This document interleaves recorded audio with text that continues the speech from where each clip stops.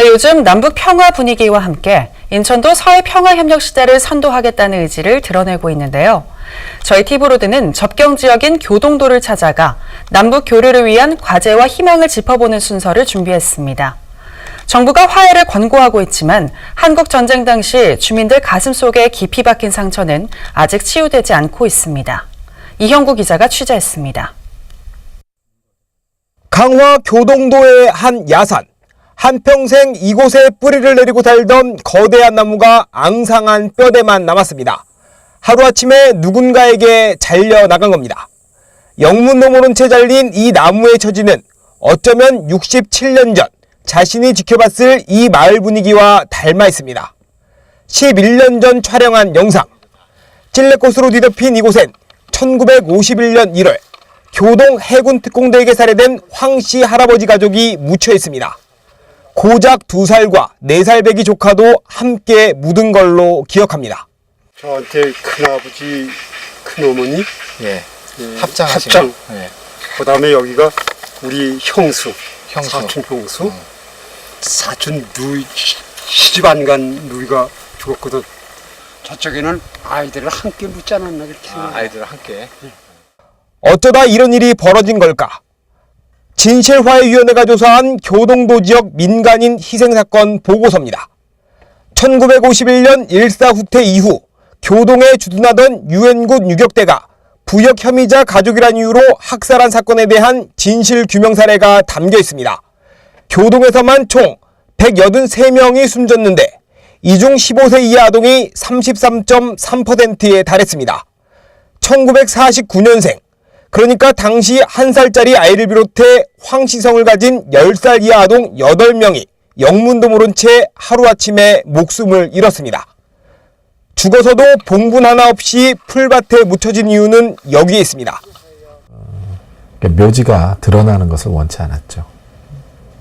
그러니까 사람들이 여기 죽었고 그 다음에 이 사람들이 여기에 매장됐다라는 것을 유족 자신들도 위험하다고 생각했고 이로 인해서 피해를 받을 수 있다고 생각했고 또 가해자 입장에서는 그런 사람들이 매장되는 것을 원치 않았어요. 사실 나무가 잘려나간 현장도 당시 부역 혐의자로 몰려 숨진 이들이 묻힌 곳입니다. 위원회는 이곳에서 최소 31명 이상이 숨진 걸로 파악했습니다. 수십 년이 지나도 주변 주민은 그날의 기억을 또렷이 기억합니다. 그 생각하면 참 무서워요. 그래서 그냥 되게 여기 기도에 저를 좀 못 던져요. 그 생각나서 저는 마음이 약하니까 그래서 그냥 저렇게 하는데 아유 많이 죽었어요. 그냥 아유. 그날의 충격은 대를 건너서도 계속됩니다. 잘려진 나무 옆에 무언가가 천막에 가려져 있습니다. 들춰보자 민간인 집단 학살 사건을 알리는 내용이 눈에 들어옵니다. 아픈 역사를 기억하고 함부로 훼손하지 말라는 내용이 담겼는데 누군가 덮어둔 겁니다. 취재 결과 이걸 가린 건 당시 사건을 경험하지 않은 후세였습니다. 저거 어머니 천막은 누가 가려 놓았어요? 무슨 천막이요? 저기 천막을 더 씌워놨잖아요. 저거요? 네. 거기서 사람이 죽었대요. 그래서 그거 우리 아이가 펜시니까는 그 가방을 찢어서 거기다 했나봐요.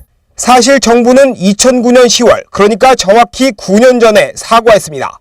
국방부와 경찰청이 위령제 예산 지원 약속과 함께 유감 표명을 했습니다. 아동과 노인, 여성 등 비무장 민간인을 의도적으로 공격한 건 제네바 협약에 위반한 범죄이며 유엔군 유격대의 민간인 학살을 한국군과 미군이 묵인 방조한 만큼 국가의 책임이 있다는 조사 결과에 따른 조치였습니다. 하지만 주민들의 상처는 나아진 게 없습니다. 그게 굉장히 충격적인 사건이에요. 덮어놓는 거 그냥 천으로 가려버리면 그게 무슨 충격적인 사건이냐 그렇게 생각할 수도 있지만 교동사회가 68년이 지난 이때도 전쟁의 상처를 해소하지 못했다는 아주 대표적인 모습이에요, 그게. 그리고 그 갈등이 아직도 내재되어 있다라는 그런 모습을 보여주는 거죠. 정령 방법은 없을까? 아산시는 지난 2월 전국 최초로 지자체 예산 1억 원을 들여 집단 학살 장소에 대한 유해 발굴 조사에 착수했습니다. 세종시가 진행하는 유해 발굴은 최근 학살 피해자로 추정되는 유해 등이 발견돼 일정 부분 성과를 내고 있습니다. 당시에 돌아가셨던 분들이 처형당했던 장소를 이제 저희가 찾아냈고, 그 장소 안에서 보니까 교통과 같이 이렇게 쭉 퍼져 있는데 대개 25명서부터 30명이 요 안에서 처형을 당하셨구나 하는 걸 추정할 수가 있고. 앞서 본 세종시와 아산시는 각각 위령사업 지원조례도 제정했습니다. 인천도 인천시와 중구는 관련 조례가 있지만 강화군에선 찾아볼 수 없습니다. 먼저 정부가 나서고 10년 전에 이미 진실과 화해위원회라고 하는 곳에서 그 이야기를 바로 정리를 했는데 아직도 이 지역에서는 그 아픔이 치유가 되지 않고 있습니다. 남북이 관계가 좋아진다라고 하는 것은 과거의 아픔도 이 지역에 있는 아픔도 함께 치유가 되는 그런 과정이어야 된다. 지역사회가 함께 풀어야 한다는 게 전문가의 분석입니다. 지역사회에서 피해자 유족들에 대한 어떤 치유 프로그램이 있어야 돼요.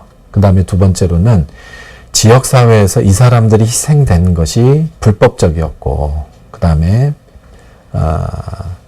잘못된 것이다라는 것을 합의해줘야 돼요. 국가에서 잘못했다라고 얘기를 해도 지역사회에서 이걸 받아들이지 않으면 그 유족들은 한마디도 못해요, 지금도. 한반도 평화가 세계 이슈로 부각한 요즘, 인천에서도 남북교류가 가장 큰 화두로 등장했습니다.